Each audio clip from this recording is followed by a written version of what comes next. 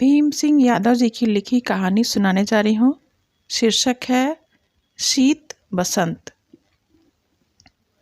एक समय की बात है, एक राजा के आंगन में एक पीपल का पेड़ था।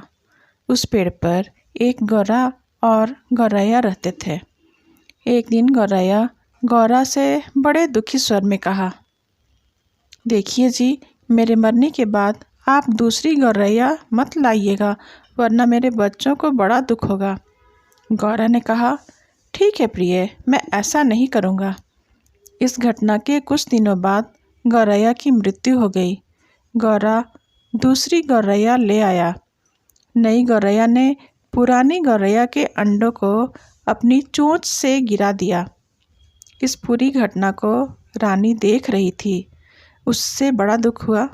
रात को राजा से सोते वक्त रानी ने जाकर कहा, हे राजन, मेरी मृत्यु पश्चात मेरी सौतन मत ले आइएगा, वरना मेरे बच्चों को भी गौरैया के बच्चों की तरह बड़ा दुख होगा। राजा ने कहा, अरे मेरी रानी, मैं भला ऐसा क्यों करूँगा? तुम निश्चिंत रहो, मैं कभी तुम्हारी सौतन नहीं ले आऊँगा। इस घटना के कुछ दिनों बाद रानी की भी मृत्यु हो गई। राजा दूसरी रानी ले आया। राजा के पहली रानी से 2 बेटे थे। बड़े का नाम शीत और छोटे का नाम वसंत था। एक दिन दोनों बच्चे गेंद खेल रहे थे कि अचानक उनकी गेंद रानी को जा लगी। रानी को बड़ा क्रोध आया। वह कोप भवन में जाकर बैठ गई। शाम को राजा ने पूछा तो रानी ने बड़े आवेश में आकर कहा, हे मेरे राजा, अगर तुम मुझे जिंदा देखना चाहते हो तो मेरे सामने शीत बसंत का कलेजा काट कर ले आओ। राजा बड़ा परेशान हुआ। उसने बहेलियों को आदेश दिया कि शीत बसंत को जंगल में ले जाकर उनका कलेजा काटकर रानी के सामने प्रस्तुत किया जाए।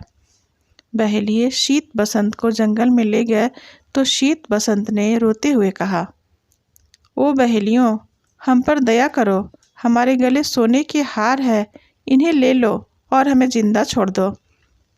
उसमें से एक बहेलिए ने कहा, अरे इन्हें मारने के बाद ये हार वैसे ही हमारे ही हो जाएंगे। ये बात सुनकर एक बूढ़े बहेलिए ने कहा, अरे पापी, कुछ तो दया कर, क्यों इन मासूमों की जान लेने पर तुला है? हमें इन बच्चों की बात मान लेनी चाहिए।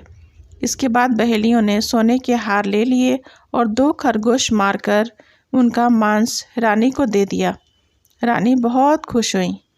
जंगल में शीत बसंत अकेले हो गए। चारों तरफ जंगल जानवरों के डर और भूख से उनका बुरा हाल था।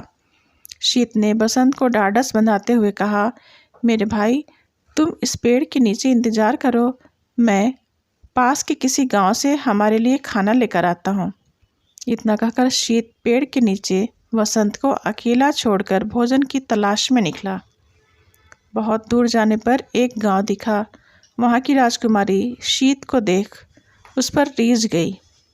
राजकुमारी के पिता ने शीत को अपना घर जमाई बना लिया और शीत बसंत को भूलकर वहीं बस गया। उधर वसंत का रो रो के बुरा हाल था। जैसे जैसे शाम होती जा रही थी, बसंत के रोने की तीव्रता बढ़ती जा रही थी। उसके रोने की आवाज़ सुनकर जंगल परियां बसंत के पास आईं और उससे रोने का कारण पूछा। बसंत ने रोते हुए पूरी बात बताई। परियों ने बसंत से कहा, तुम हमारे घर चलो, वहाँ तुम्हें कोई दुख नहीं होगा। ये कहकर परियां बसंत को अपने साथ अपने घर ले आईं। वहाँ बसंत के बड़े ठाट थे। एक बड़े नौकरों से भरे सोने के महल में बसंत रहने लगा। परियों ने उसके आमोद प्रमोद के सारे प्रबंध कर दिए थे। बसंत का जीवन मज़े से कटने लगा। उधर काफ़ी दिनों बाद शीत को बसंत का ध्यान आया। वह वापस जंगल में आया तो बसंत को परियों के साथ देख बहुत आश्चर्यचकित हुआ। दोनों भाई एक बार फिर मिल गए। शीत ने परियों से वसंत को अपने साथ राजकुमारी के घर ले जाने की अनुमति मांगी। परियों ने वसंत और शीत को ढेर सारा धन धान्य देकर विदा किया। राजकुमारी के राज्य में वसंत ने चरवाही का काम संभाला और शीत ने खेती शुरू की। राजकुमारी दोनों के लिए खाना बनाती थी, पर दोनों के भोजन अलग अलग बनाती थी।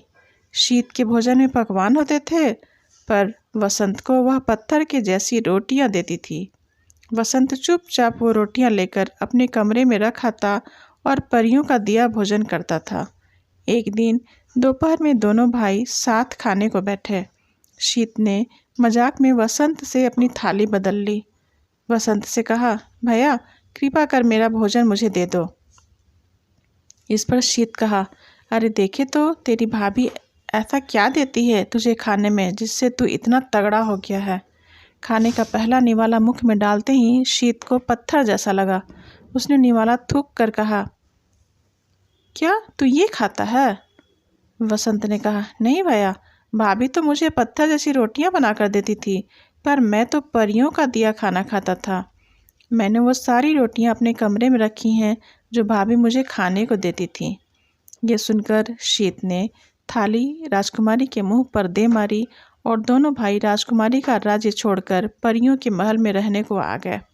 परियों ने उनका बड़ा स्वागत किया और दोनों भाई सुख से रहने लगे।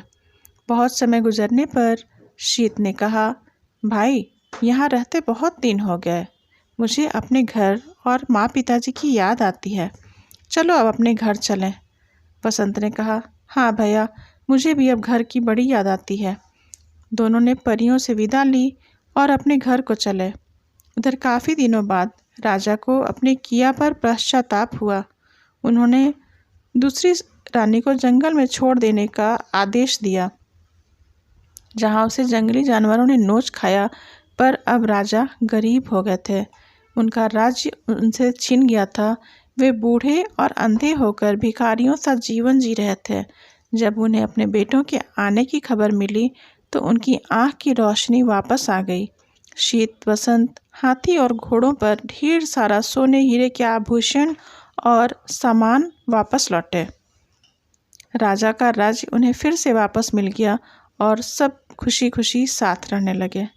धन्यवाद। कहानी अगर पसंद आए तो इसे लाइक, सब्सक्राइब और शेयर ज़रूर करें।